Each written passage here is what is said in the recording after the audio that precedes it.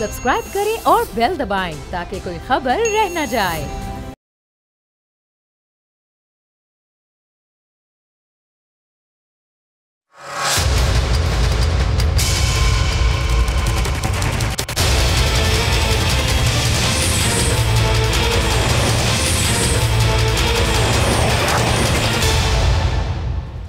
बिस्मिल्लाहिर्रहमानिर्रहीम, अस्सलाम वालेकुम। प्रोग्राम में मैं सुमैया रिजवान आपको खुश आमदीद कहती हूँ।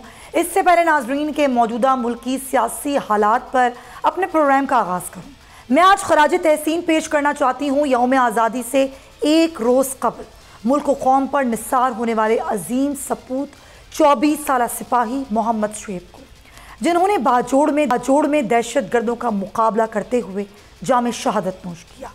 आज हम आज़ादी के 76 साल की खुशियाँ मनाने जा रहे हैं, मगर बेशक हम 76 साल से मकरूज़ हैं उन तमाम शहीदों के, उन तमाम गाजियों के, सरहद की हिफाजत पर खड़े उन तमाम जवानों के जो अपनी नींद, अपना घर, अपना सुकून, कौम की हिफाजत, कौम को महफूज बनाने के लिए कुर्बान कर देते हैं।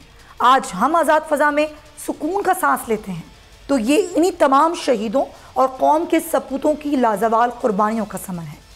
जहाँ बात हो रही है फ़ौज पाकिस्तान और कौम के मुहाफ़िज़ों की और उनकी कुर्बानियों की, वहीं अगर 76 साल मुल्क की सियासत पर नज़र डालें तो बाज़ दफ़ा दिल खून के आंसू होता है, कलेजा फट कर रह जाता है जब चंद सियासी मफादात हासिल करने की खातिर सियासी पार्टीज़ की तरफ से अपनी ही अफवाज पर तनकीद की जाती है, इदारों की किरदार कुशी की जाती है। 76 साल सियासी तारीख़ में आखिर क्यों नफ़रत की चिंगारियाँ शोला बनती रहीं? क्या हमारा पाकिस्तान आज उसी जानिब जा रहा है जिसका ख्वाब बाबा कौम कायद-ए-आज़म मोहम्मद अली जिन्ना ने देखा था? क्या हमारे सियासतदान अपनी अना की कुर्बानी देने के बजाय बानियाने पाकिस्तान की लाखों कुर्बानियों को फरामोश कर चुके हैं? आज मुल्की सियासत के एक नए दौर का आगाज़ होने जा रहा है, निगरां सेटअप है और उसके बाद नए इंतखाबात का आगाज़ होगा। मगर क्या सियासी अना परस्ती का खात्मा मुमकिन हो सकेगा? क्या सियासी मफादात की खातिर फिर कोई 9 मई जैसा शर्मनाक सानिहा तो देखने को नहीं मिलेगा? इस पर भी हम बात करेंगे, मुल्क की सियासी सूरत हाल भी बात करेंगे। वज़ीर आज़म शहबाज शरीफ इंटरव्यू में कुछ गुफ्तगू की है, जो कुछ 16 माह में उनकी हुकूमत की कारकर्दगी रही है उस पर ज़रा देखिए वो क्या कह रहे हैं।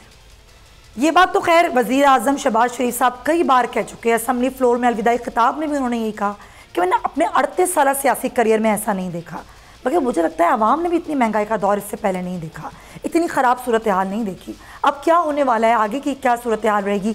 अनवारुल हक काकर जो कि निगरान वज़ीर आज़म मुंतखब हो गए हैं, उस पर ही बहुत कुछ हो रही है बातचीत, ज़रा बात कर लेते हैं। मुझे ज्वाइन कर रही है प्रोग्राम में सायरा बानो साहिबा, GDS की रहनुमा, बहुत शुक्रिया सायरा साहिबा, आपने वक्त दिया। मुझे ज्वाइन करें सीनियर सहाफ़ी हैं, तज़ियाकार हैं अमीर अब्बास, बहुत शुक्रिया आपने वक्त दिया। सायरा बानो साहिबा, पहले मैं आपसे गुफ्तगू आगाज़ करना चाहूँगी। एक तो अनवारुल हक काकर निगरान वज़ीर आज़म आ गए हैं, असल काम है निगरान हुकूमत का कि साफ़ और शफाफ इलेक्शंस कराए जाएँ, लेकिन यहाँ पर एक नई बहस शुरू हो गई है कि ये कैसे आए, क्यों आए, क्या मामलात हुए। गो कि हमें तो पॉजिटिविटी की तरफ देखना है, लेकिन आपको पॉजिटिविटी क्या नज़र आती है और आगे के इंतखाबात आपको वक्त पे होते दिखाई देते हैं? पॉजिटिविटी इसमें क्या ढूंढनी है और तनकीद कौन कर रहा है? नहीं, मतलब बहुत सारे लोग तनकीद कर रहे हैं ना, वो तो हम देख ही रहे हैं। सवाल ये है कि इलेक्शंस वक्त पे होते हुए आपको दिखाई दे रहे हैं, GDA का क्या मौक़िफ़ है इस पे? मैं पहले ये कह रही हूँ कि तनकीद बनती नहीं है। अच्छा। जब हमारे वज़ीर आज़म शहबाज शरीफ साहब खुद कहते हैं कि वो एक पेज पर हैं और उनकी आंखों के तारे हैं, दिल के दुलारे हैं, जिगर के टुकड़े हैं, तो फिर हम उनके काकर साहब पे क्यों तनकीद करें? काकर साहब पे क्यों तनकीद करें? इसलिए इस तनकीद को तो खत्म कर दें। बाकी ये जो जमातें 14 जमातें PDM है, इनमें से किसी का भी तनकीद का हक नहीं बनता। अच्छा, आंखों का तारा कोई भी हो सकता है। एक माँ को अपने सारे बच्चे प्यारे होते हैं, कोई आंखों का तारा होता है, कोई जिगर का टुकड़ा होता है, कोई राज दुलारा होता है। इसलिए किसी बच्चे को भी हक नहीं है कि माँ बाप पे उंगली उठाए कि तुम्हें उस बच्चे से ज्यादा प्यार है या इस बच्चे से ज्यादा प्यार है। तो तनकीद वाला चैप्टर तो बिल्कुल ही क्लोज। बाकी जमातों को तो कोई अगर आपके प्रोग्राम में आके तनकीद भी करे तो चुप करवा दीजिएगा। सही है, आप तो खुद आंखों तारे हैं। सही है, बिल्कुल सही है। दूसरा, साफ और शफाफ इंतखाबात मैंने तो इस उम्र तक देखे नहीं ना सुने। नहीं, मेरा सवाल साफ शफाफ इंतखाबात पे नहीं था, मेरा सवाल था वक्त पे, 90 रोज में, क्योंकि अब डिजिटल मर्दमशुमारी होनी है, नई हल्का बंदियां होनी है, तो लग रहा है आपको होंगे वक्त पे इलेक्शंस? ये एक जमहूरी, आईनी और कानूनी तरीके पे चलने वाला मुल्क है। किताबों में लिखा हुआ है ऐसे, क्योंकि हमने नहीं देखा कि आइन और कानून की बालादस्ती पंजाब और KPK में हमने देख ली, और 15 दिन पहले एक फैसला आया था कि इंतखाबात 14 मई को होने हैं। तो आइन और कानून की तो बात ना कीजिए। बाकी ये कि ये अफवाहें बहुत गर्दिश कर रही हैं। अब मुझे नहीं पता चल रहा कि इन अफवाहों से क्या ये सियासी जमातों को डराया जा रहा है या क्या होने जा रहा है कि जो इंतखाबात वक्त पर नहीं होंगे। वक्त पर नहीं होंगे तो क्या हमारे मुल्क की किस्मत में यही है कि 35 साल इनकी बारियां, 35 साल माशाल्लाह, और जो एक जमहूरी निज़ाम चल रहा है उसके लिए कि इलेक्शन वक्त पे नहीं होंगे। खैर, वैसे वजीर दाखिला साहब तो कह चुके हैं कि अगर न... अच्छा, हमारा राब्ता मुनक़ता हुआ, हमको रिकनेक्ट करते हैं। अमीन अब्बास, आपने किस तरह देखा इस सारे सिनेरियो को जिसमें एक तूफ़ान मचा सोशल मीडिया पर अनवारुल हक काकड़ के नाम पर, उसके बाद फिर ये सूरत हाल कि इलेक्शंस वक्त पर होंगे नहीं होंगे? वैसे तो खैर अगर हम इलेक्शन कमीशन की बात करें तो इलेक्शन कमीशन तो ये एक तरह से कह ही चुका है कि भाई ज़ाहिर डिजिटल मर्दमशुमारी के बाद हल्का बंदियों के लिए एक वक्त है, 6 माह का अरसा दरकार होता है। और मेरे प्रोग्राम में भी कई बार कह चुके कुंवर दिलशाद साहब कि लग नहीं रहा कि इलेक्शन इस साल होंगे, फरवरी तक कहानी जाएगी। आपका तज़िया क्या कहता है?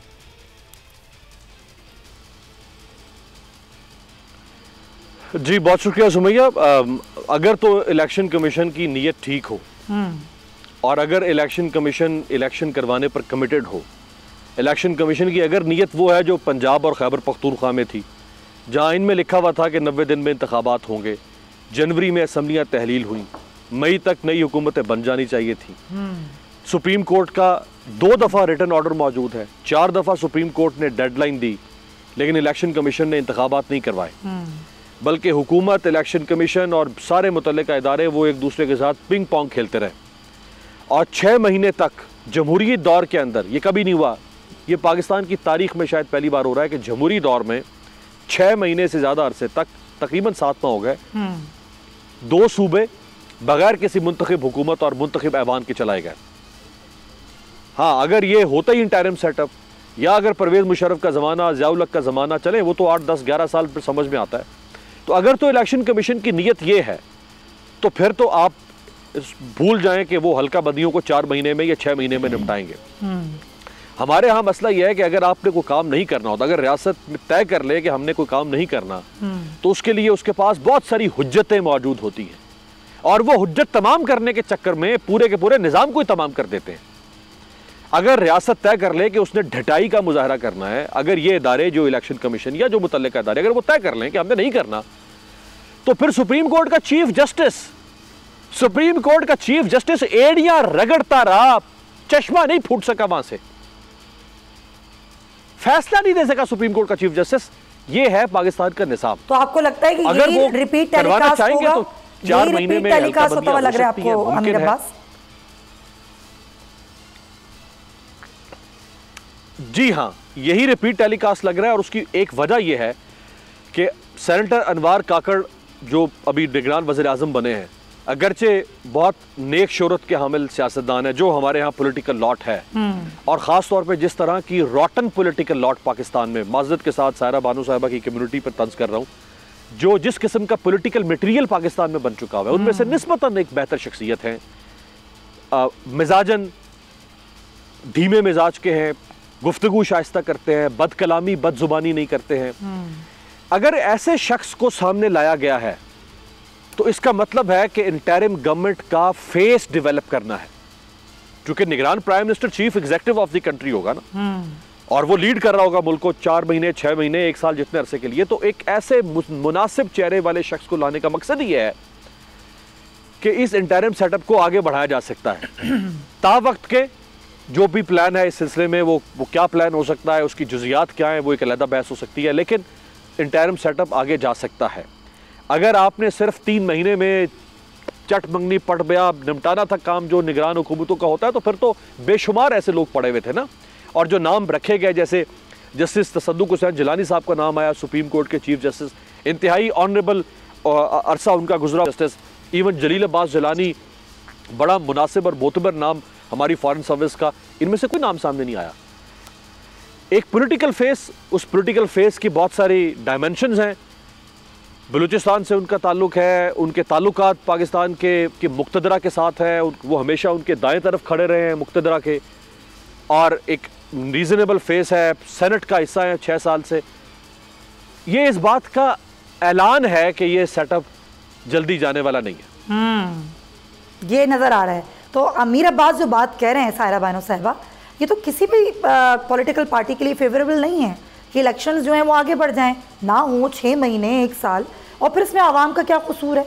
ये अनस्टेबिलिटी जो 16 माह से मुल्क में है, जिसकी वजह से मुआशी अनस्टेबिलिटी है, आज आवाम जिस हाल को पहुँच गए हैं, तो इसमें फिर कौन कसूरवार है? किसका कसूर है? फिर कौन कसूरवार है? देखिए, हमेशा ये तस्वीर, वो जो कहते हैं ना, एक फ्रेम हो, उसमें तस्वीर तो लगी नहीं। इस मुल्क को इस हाल तक किसने पहुंचाया, कसूरवार कौन है? तो मैं अपनी खिदमात पेश कर रही हूँ कि वो आप मेरी तस्वीर लगा दीजिए, ताकि लोगों को कुछ तो तसल्ली हो कि इस बंदी ने ये सारा किया। कसूरवार जी इसमें सब है। और ये जो अभी जमातें जो बैठी हुई थी, 14 जमातें अपनी बका की जंग लड़ रही थी कि मर जाएंगे, तो बस जरा सब कुछ अपने हाथ से किया है इन्होंने, तो यही कसूरवार है और यही भुगतेंगे। और इनके रोने का वक्त भी जल्दी हुआ चाहता है। स्टार्ट तो हो, तो बस उसके बाद ये मिलके फिर जमहूरियत का चूरन बेचेंगी कि जमहूर ऐसे, और वो क्या कहते हैं, इंसानी हकूक के अलम बरदार, और ये सारा कुछ। और फरवरी तक भी नहीं होंगे, ये सब तो बात कर रहे थे अभी, ये सेंटर्स वगैरह बता रहे थे कि फरवरी तक होंगे, इसलिए कि मार्च में सेनेट के इलेक्शन होने, लेकिन नहीं होगा। अब जो वजीर आजम, निगरान वजीर आजम के इख्तियारात भी बढ़ाए गए, इतने सारे बिल्स में हमने पता नहीं क्या क्या पास किया, मुझे तो ये भी नहीं पता।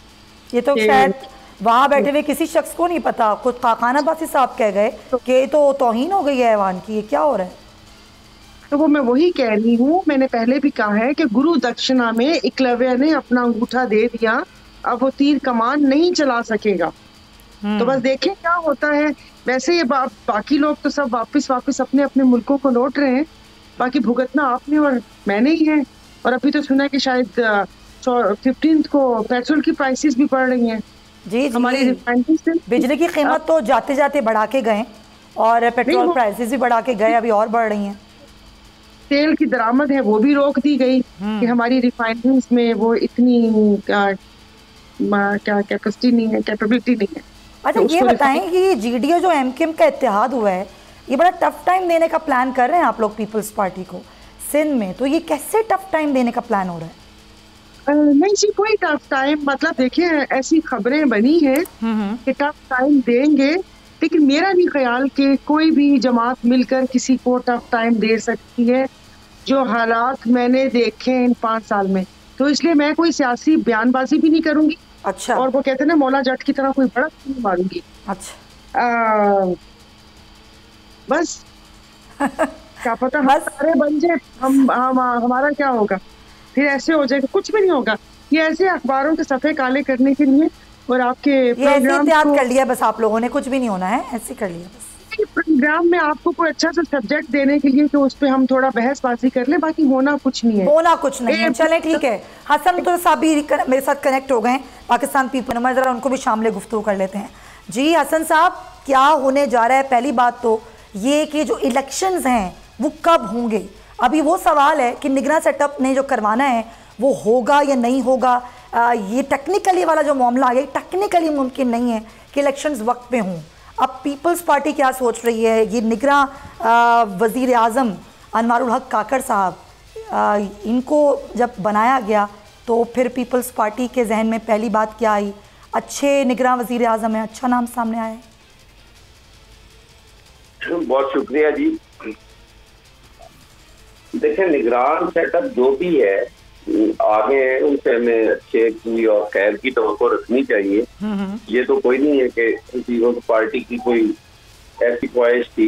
हम समझते हैं कि जिसको हम समझते थे अगर वो आ जाए तो शायद वो हमारी नजर में वो गैर जानिबदार शख्स हों और दूसरों की जी सॉरी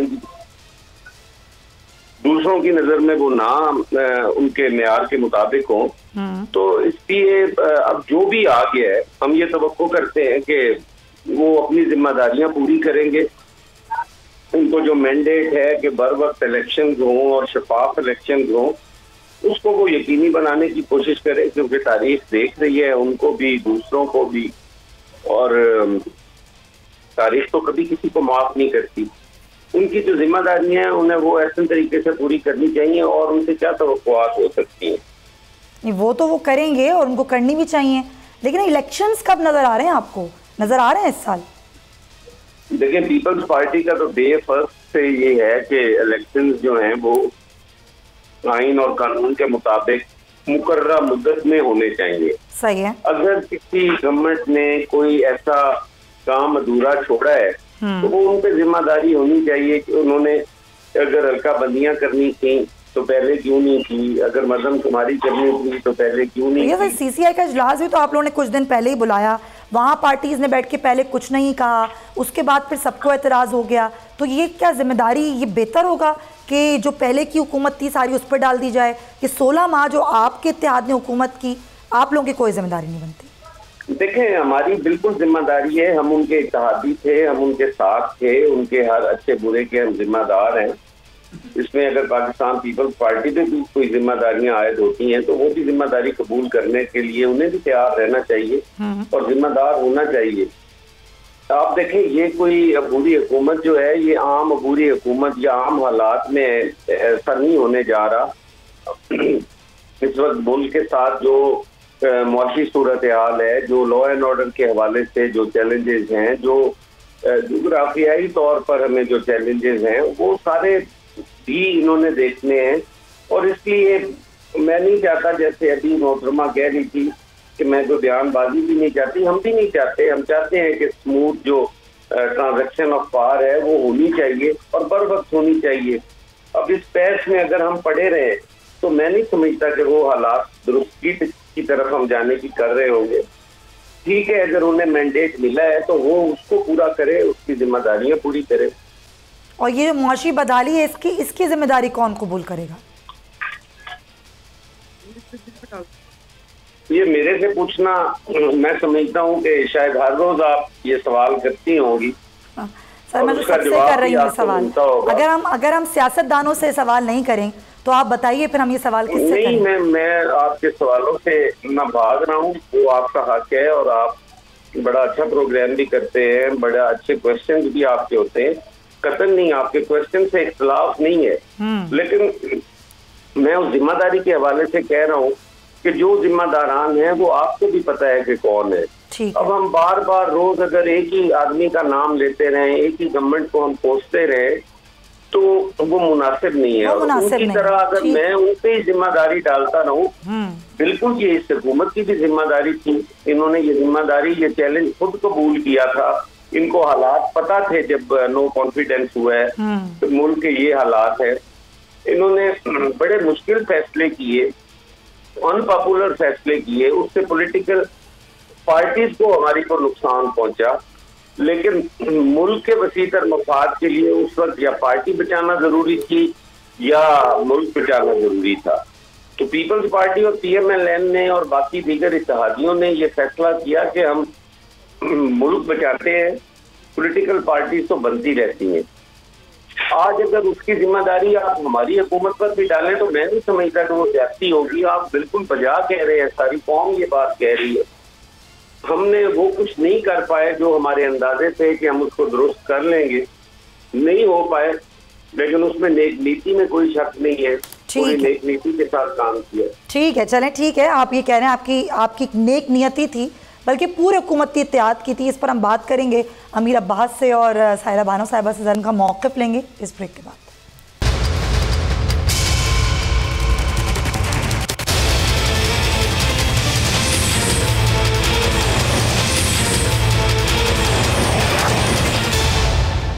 जी जनाब, वेलकम बैक। और आज 13 अगस्त की रात है। कल हम 76 साल का जश्न आज़ादी भरपूर तरीके से मनाएंगे, लेकिन आज प्रोग्राम में जो अभी ब्रेक पर जाने से पहले हम बात कर रहे थे कि अब जो सियासी मंजरनामा है वो क्या बनने जा रहा है, फिर मुआशी जो सूरत हाल है, ज़ाहिर है वो इस्तेहकाम की सूरत में ही मुआशी सूरत हाल भी इस्तेहकाम की तरफ जाएगी, क्योंकि डिफ़ॉल्ट के खतरे से तो हम निकल गए। लेकिन पहली बार मुल्क में ऐसा हुआ कि पहली बार तहरीक अदम एतमाद कामयाब हुई और उसके नतीजे में आने वाली हुकूमत जो 16 माह कायम रही, उस 16 माह में जो कि महंगाई बढ़ी, उसकी बहुत सारे फैक्टर्स थे। एक तो हुकूमत की तब्दीली हुई, फिर पिछली हुकूमत के कुछ नाक़ाबिल अंदेश फैसले थे, फिर ज़ाहिर सियासी अदम इस्तेहकाम था। लेकिन अब क्या होगा, ये एक बहुत बड़ा सवाल है। आगे की मईशत को किस तरह संभाला जाएगा और सूरत हाल क्या रहेगी। अब मुझे ज्वाइन कर रहे हैं पाकिस्तान मुस्लिम लीग नून से कैसर अहमद शेख साहब, उनको भी हम शामिल गुफ्तगू कर लेते हैं। जी अस्सलाम वालेकुम कैसर साहब। जी कैसर साहब, अब ये 16 माह हुकूमत तो आप लोगों ने कर ली, लेकिन अब आगे एक तो इलेक्शंस कब होंगे, ये एक बहुत बड़ा सवाल है, क्या इस साल हो पाएंगे या नहीं हो पाएंगे। दूसरी जो मुआशी बदहाली आ गई, ये जो महंगाई ने आवाम की कमर तोड़ दी। ये कहा जाता है कि भाई आप लोग थे, आप हुकूमत कर रहे थे, पिछली हुकूमत ने जो कुछ किया वो तो किया, लेकिन अब क्या आवाम इस बात को समझेंगे कि ये सब कुछ आप लोगों ने नहीं किया, ये पिछली हुकूमत ने किया, इसलिए वो आपको अगले इलेक्शंस में वोट दें। जी देखिए ना, आपकी जो ये बात है कि महंगाई, इसमें कोई शक नहीं है, बेरोजगारी और लॉलेसनेस, इसमें कोई शक नहीं है, मुसलसल हमारे मुल्क में ये चल रहा है और बहुत अरसे से हो रहा है। तो एक हुकूमत का तो काम नहीं, पिछले 30 साल से आप देखिए कि यही सूरत हाल है। और कम से कम पिछले 15 साल में तो जमहूरियत रही, इसमें कोई डिक्टेटरशिप नहीं आई। उसमें 4 साल PTI के थे, 5 साल पीपल पार्टी के थे। अगर ये साल हमें दिए, हमारा कोलिशन गवर्नमेंट का ऐड कर ले, तो 6 साल मुस्लिम लीग के थे। अब 15 साल पहले पाकिस्तान क्या था और 15 साल बाद क्या है, तो इन हालात में तो यही 3 पार्टी, आइंदा भी फर्ज कीजिए इलेक्शन हो, आप कहते हैं हम क्या लेके जाएंगे, आप दुरुस्त कह रही हैं कि हमारे पास कोई उनको बताने के लिए, आवाम को बताने के लिए नहीं है, लेकिन कंपैरिजन करना है ना। इन 3 पार्टियों के लोगों ने, ज्यादातर जो नेशनल पार्टी हैं, इनमें से लोगों ने चूज करना है ना। तो आप बताइए कि किस पार्टी की परफॉर्मेंस हमारी इन सबसे बेहतर रही है। अब पहले आप जब देखिए मियाँ नवाज शरीफ साहब थे, उस वक्त महंगाई कम थी, उस वक्त डॉलर 110 रुपये था, उस वक्त पाकिस्तान 24वीं इकानमी थी। फिर 3.5 साल में तो इसका सत्यानाश हो गया ना। और फिर कर्जे ले के, मैं नहीं कहता, यानी तमाम हुकूमतों को मैं तो शामिल कर रहा हूँ, लेकिन कंपैरिजन करें। अब मैं हर प्रोग्राम में ये कहता रहा हूँ कि 3 अरब डॉलर जो कि 85,000 करोड़ रुपए बनता है, उसको 10 साल के लिए 635 अमीरों को उधार दे दिया गया। मैं रोज उनके नाम पूछता हूँ, स्टैंडिंग कमेटी फाइनेंस में चेयरमैन था, तो मैं स्टेट बैंक के गवर्नर से उनसे नाम पूछता था। अच्छा। वो कहते हैं वो नाम भी नहीं बताए। अब ये PTI में तो कहते थे कि अमीरों का पाकिस्तान कुछ और, गरीबों का कुछ और, बाकी यही उन्होंने क्रिएट किया। अच्छा। अमीर और गरीब का डिफरेंस इतना बढ़ गया। मैं नहीं कह रहा ये किसी भी मुल्क की इकानमी को, क्योंकि आपके व्यूअर्स बड़े समझदार हैं, ये इम्प्रूव होने के लिए डिकेड्स चाहिए, ये कोई 6 महीने 1 साल का काम नहीं है। और आइंदा भी फर्ज कीजिए नई हुकूमत जो भी बन जाएगा, अवाम जिसको भी मैंडेट देंगे, अगर ये उनका ख्याल हो अवाम का कि बिल्कुल बड़ी जल्दी उनकी मुश्किलात दूर हो जाएंगी, तो वो, हम तो क्लियर कट अपने जलसों में, मैं तो कहता हूँ, मैं तो बात को छुपा के करता नहीं, it will take decades to improve Pakistan economy. हमने कर्जे ले के अपनी चादर से ज्यादा पाँव फैलाए हैं। हमारे जितने भी SOEs हैं, स्टेट ओन्ड एंटरप्राइजेज हैं, सब घाटे पे हैं। तो कितना टाइम लगेगा एक अंदाजे के मुताबिक, अब इस सूरत हाल से निकलने के लिए कितना टाइम लगेगा? हाँ, इस सूरत हाल के निकलने के लिए सबसे पहले मैं बताऊं कि ये जो पॉलिटिकल टर्माइल हमने किया ना, हम देखिए ना, 60 बड़ा अच्छा सवाल, असल सवाल ये है, ठीक है, 68-69 तक पहले पाकिस्तान 22 साल मुल्क, दुनिया के मुल्क हमारी मिसाल दिया करते थे, इंडिया की हमारी मिसाल देते थे। इंडिया को IMF Hindu rate of growth कहता था, साउथ कोरिया को हमने आइडियाज दिए, चाइना जो है उस वक्त बिल्कुल डेवलप नहीं था। हुआ क्या कि आगे हम पॉलिटिकल टर्माइल में रहे। 70 का इलेक्शन बिल्कुल फेयर हुआ, 71 में 2 पार्टियों की नहीं बन सकी, मुल्क झगड़े में, मुल्क 2 लाख लोग झगड़ा जहाँ भी करें। फिर आगे क्या हुआ, 77 में 2 पार्टी इलेक्शन हो गया, इलेक्शन में 2 पार्टियों का झगड़ा हो गया, एक कौमी इत्तेहाद और पीपल पार्टी। फिर देखिए मार्शल लॉ लग गया। अब ये अभी नई हुकूमत आई थी, लोगों को तवक्कुआत थे कि ये कोई बेहतरी की बात करेंगे, ये चोर डाकू से निकले ही नहीं। हम इनसे कहते रहे कि चार्टर ऑफ इकॉनमी करें, मिलजुल के। मैं आपको बताऊं, कोई भी कुछ कर ले, जब तक कोई मिलजुल के हम चार्टर ऑफ इकॉनमी या टर्माइल इकोनॉमिक, बाहर वाला कोई पैसा लेके हमारे पास आने को तैयार नहीं। मतलब मिलजुल के ही हो सकता है। आपकी बात का है कोई भी पार्टी एक दूसरे को चोर डाकू कह के इस मुल्क को ठीक नहीं कर सकती। Sir point taken. Sahira Bano साहब, आपका क्या मौक़िफ़ है इस पे?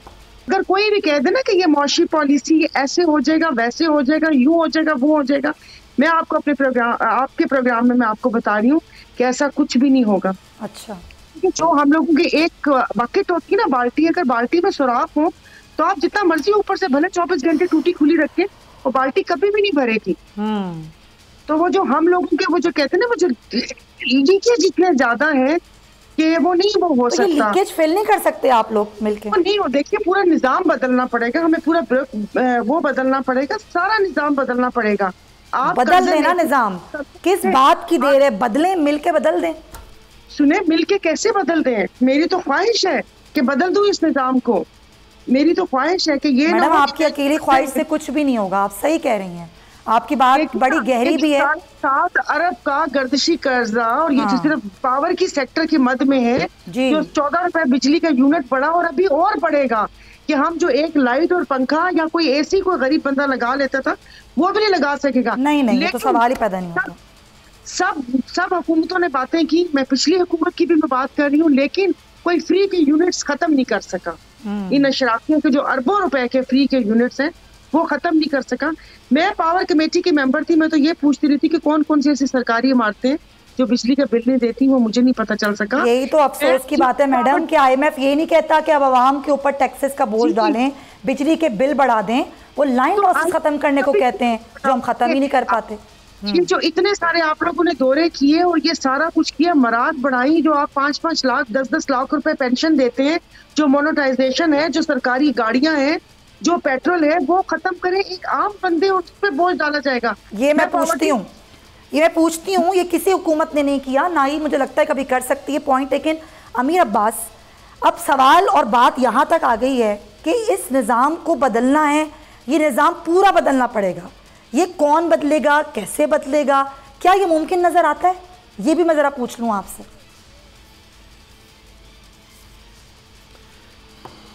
देखिए सुमैया, जिन्होंने निज़ाम बदलना है वो इस निज़ाम के परवरदा हैं। जिन्होंने निज़ाम बदलना है वो इस निज़ाम के बेनिफिशरी हैं। ये निज़ाम और इस निज़ाम को चलाने वाले वो यूं हैं, हैंड्स इन ग्लव्स विद। उनके मफादात आपस में जुड़ चुके हैं। ये निज़ाम इस मुल्क की अशराफिया, जो हुक्मरान अशराफिया है, जिसमें सारे तबके शामिल हो जाते हैं, ये निज़ाम चारा बन चुका हुआ है हुक्मरान अशराफिया का। और हुक्मरान अशराफिया इस निज़ाम को ताकतवर करती है, निज़ाम हुक्मरान अशराफिया को ताकतवर करता है, और यही एक गोरख धंधा चल रहा है। अब पहले कैसर अहमद शेख साहब और हसन मुर्तज़ा साहब कह रहे थे कि जी फलां गवर्नमेंट ने ये किया, फलां गवर्नमेंट ने ये किया। देखिए, एक बुनियादी उसूल आपको इस मुल्क में तय करना पड़ेगा।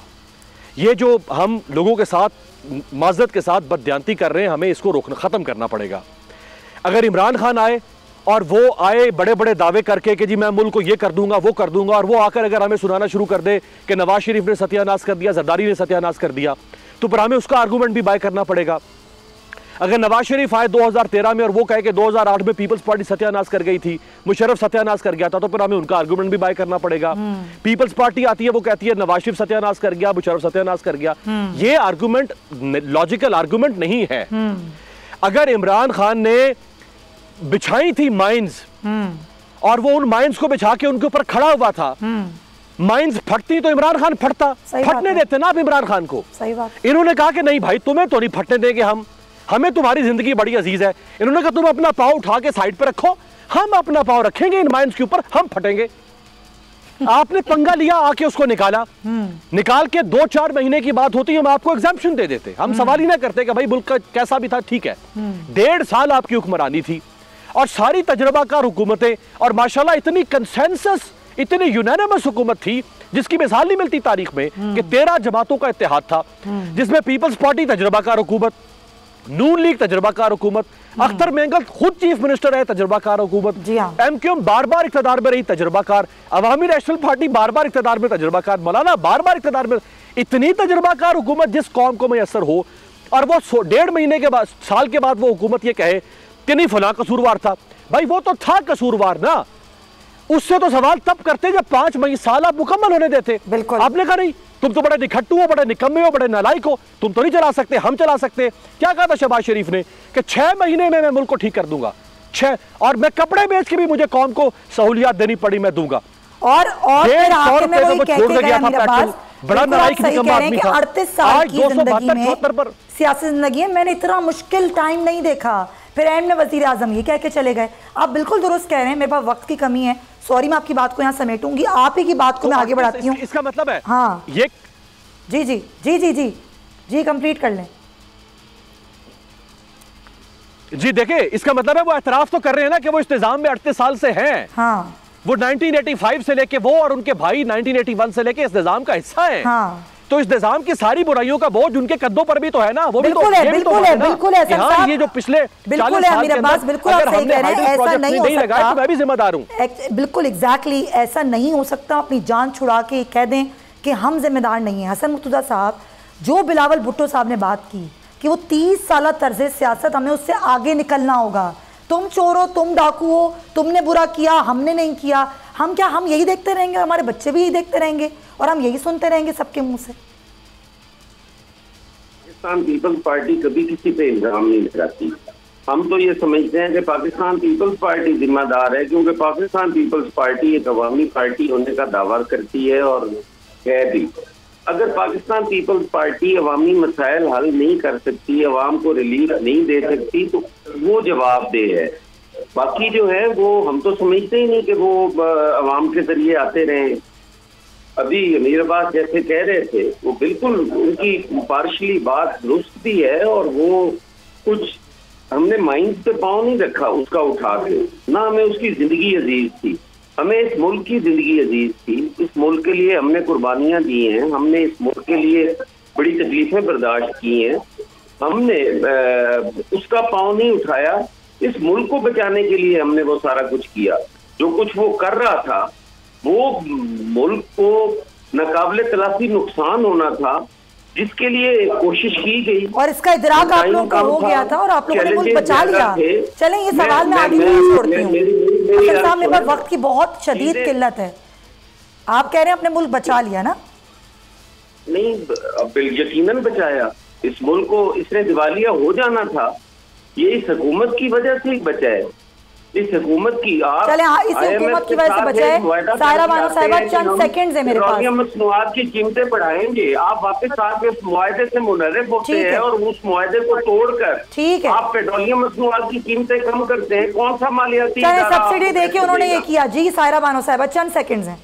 मैंने कहा वो भी हसन मुर्तजा साहब ने कहा कि पीपल्स पार्टी एक अवामी पार्टी है। नेशनल असेंबली, वो प्रोविंशियल असेंबली के आखिरी दिन में सहाफी ने सवाल पूछा चीनी और आटे की कीमतों का कि आप बताएं कितना है, तो उनके एक वजीर इम्तियाज शेख साहब ने गुस्से से बोला कि मैं दुकानदार हूँ क्या।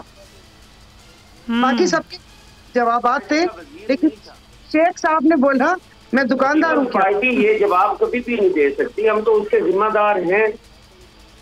लेकिन ये जवाब तो आपको देना पड़ेगा ना, आवाम पूछेगी तो जवाब तो देना पड़ेगा। बिल्कुल जवाब दे जी, कौन उससे उस जिम्मेदारी से तो कोई भाग ही नहीं रहा। तो शेख साहब भी तो कहीं और से आए थे ना, वो कौन से पीपल्स पार्टी के? हाँ जी बिल्कुल सही, हमारी जमात तो मोंटेसरी है। चले, बहुत शुक्रिया, बहुत शुक्रिया। वक्त खत्म हो गया है प्रोग्राम का। सायरा बानो से, हसन मुर्तजा साहब, अमीर अब्बास और शेख साहब, और नाज़रीन आपका भी बहुत शुक्रिया। बस आखिर में एक मैसेज देना चाहूँगी, ये मुल्क हमारा है, इस मुल्क की हिफाजत भी कीजिए, इस मुल्क से प्यार कीजिए, क्योंकि इसकी आज़ाद फ़ज़ाओं में हम सांस लेते हैं। जिसने जो किया उसका फ़ैसला अल्लाह पे छोड़ दें, लेकिन हमने क्या किया इस पर ज़रा ध्यान दीजिए। इंशाअल्लाह अच्छा वक्त भी आएगा। जश्न आज़ादी आपको एडवांस में मुबारक। अल्लाह हाफ़िज़।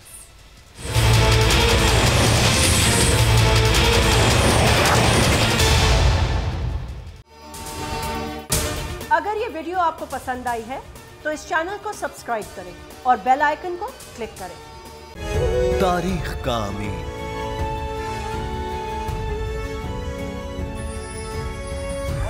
आजादी की अलामत,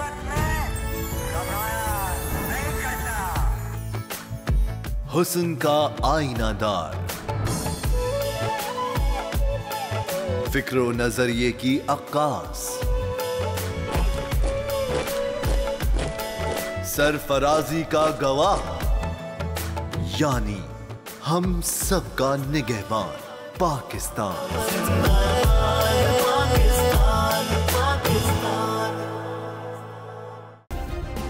सब्सक्राइब करें और बेल दबाएं ताकि कोई खबर रह न जाए।